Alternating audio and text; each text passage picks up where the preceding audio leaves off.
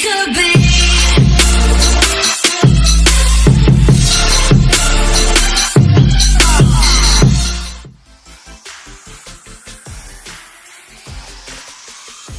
Welcome back to IGN Live from Gamescom 2018. Dying Light is getting a standalone Brutal Royale mode that goes into early access next month. It is Dying Light Bad Blood, and I'm here with the executive producer to learn all about it.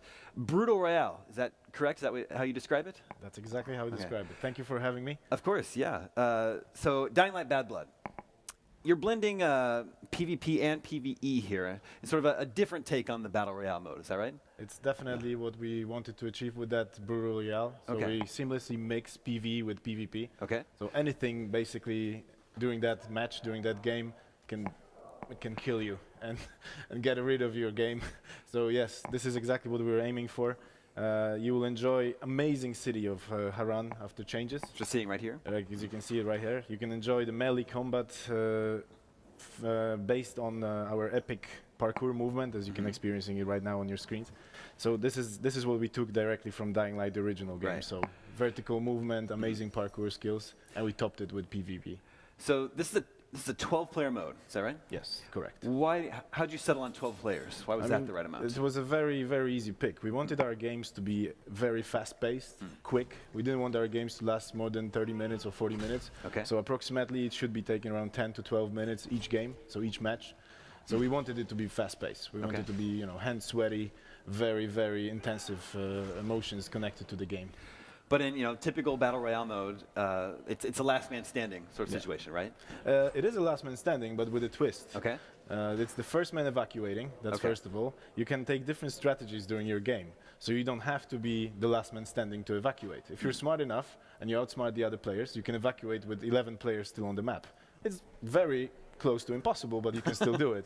And also there is a way that no one gets evacuated. That's why it's so brutal. Okay. The reality is really brutal. If you don't get enough samples in time, the night will fall, and that's it. No one can evacuate the map as well. So interesting. That's a bit of a twist there. It's not a typical last man standing. Okay. So you're collecting samples. What are these samples? These are samples of blood from the tissue of zombies, and you can find them in different hives. The hives are spread around the whole city, the whole map, and you extract the samples from those hives by killing and getting rid of the zombies there. But the source of your samples while you level in the game is different. Other players are the nice samples source of it as well. And there's additional human AI that carries some additional samples on it. Interesting. Is the map constantly getting smaller? No, we don't have that mechanic. That mechanic is not in No, here. we don't have that mechanic. We made a map big enough for 12 players to enjoy parkour. I mean, it's extremely fast-paced, so you can move around the map using, you can zip lines and parkour with the 3D. So the map is not shrinking. We don't have that mechanic in the game.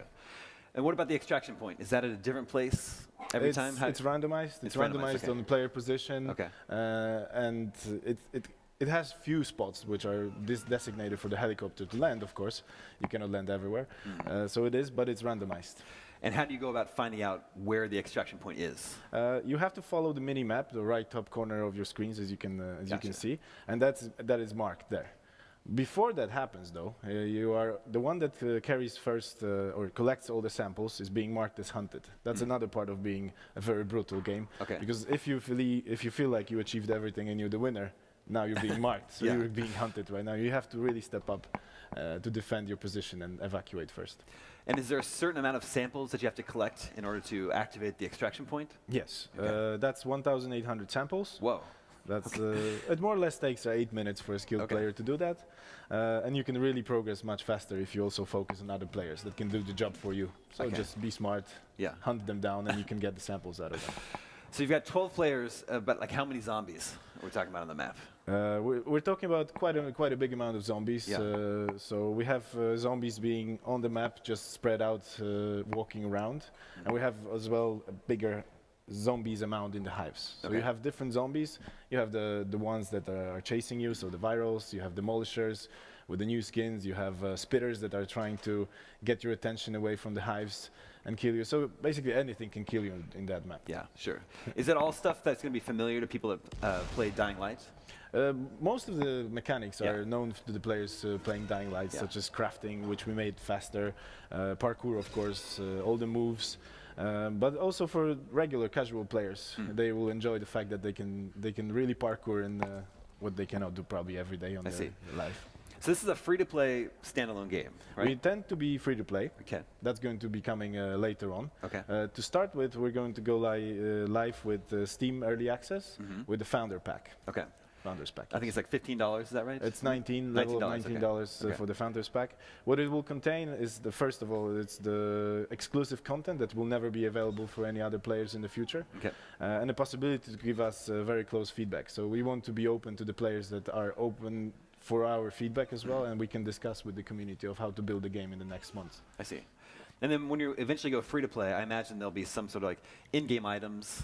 That's already going to be live right now. Okay. So we're going to introduce the game with the basic shop, where you can get all the cosmetics, and this is very important. I mean, just the cosmetics for your cosmetics. Nothing, no power buying.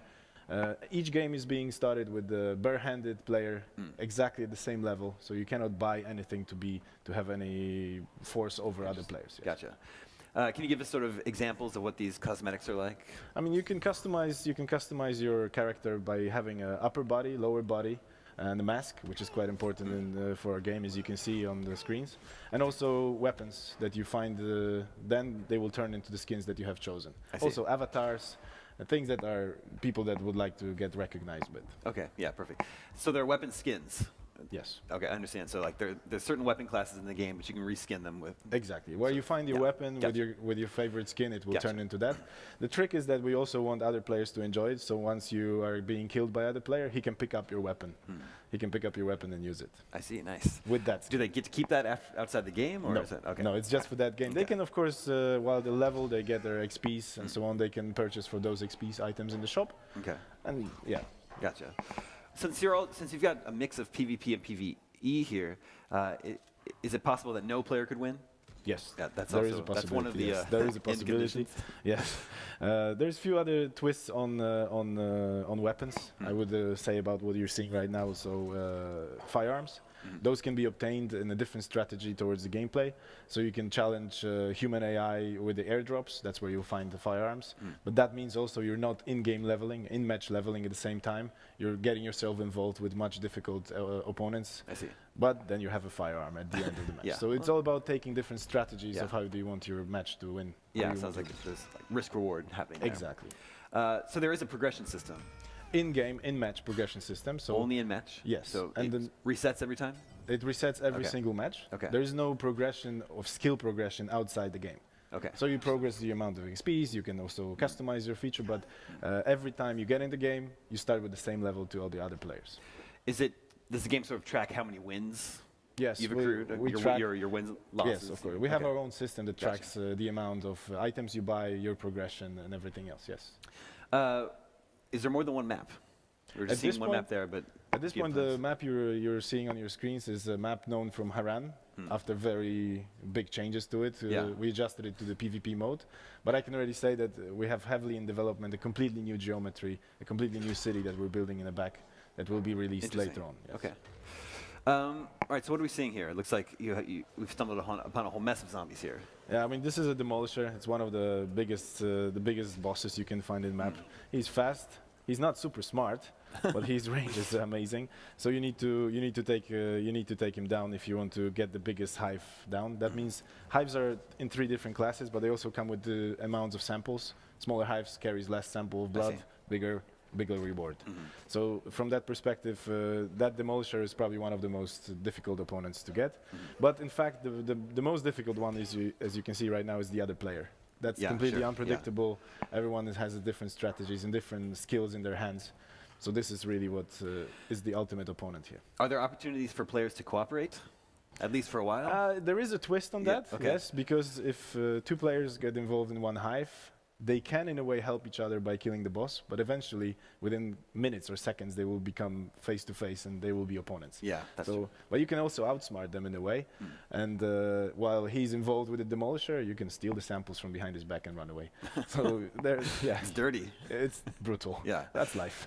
So you have a mix of melee and ranged weapons. Yes, that's correct. We focus on melee. You focus on melee, yeah. That's what Dying Light is That's what Dying Light is about, yeah. But you do have additional. So you have firearms, pistol, and shotgun. and also a crossbow and a bow. Oh, Sorry, nice. not a crossbow, a bow at this point. How do you like to play? Me? Yeah. My game is, my game, what I like the most is when I loot at the very beginning. So I try to loot different weapons. So I have different categories of weapons. I have a short knife with a nice mod. Then I have at least one long range, like a bow. I find myself Molotovs and a couple of the med kits to get ready. And then once I have that, I'm ready to start challenging other players. Nice. Yeah. Do you think you're pretty good? Not that Not good. I that mean, good? my testers and my team is much better than me. But that's good. That's how it should be. Yeah. Would it be possible for someone to just camp out at the extraction side and just like wait for the helicopter and try to? There escape? is a countdown, and the marking there is a marking on your HUD, so other players know that there is a player that will evacuate. Okay. There is a way, of course, of hiding and dancing around, but you have to stay uncontested in the area for a certain amount of time in order to evacuate. So in most cases, that will not Gotcha. happen. If the players get lost in the map and they won't make it, Yeah. brutality. Sorry. That's their loss. Very cool. So it's Dying Light, Bad Blood.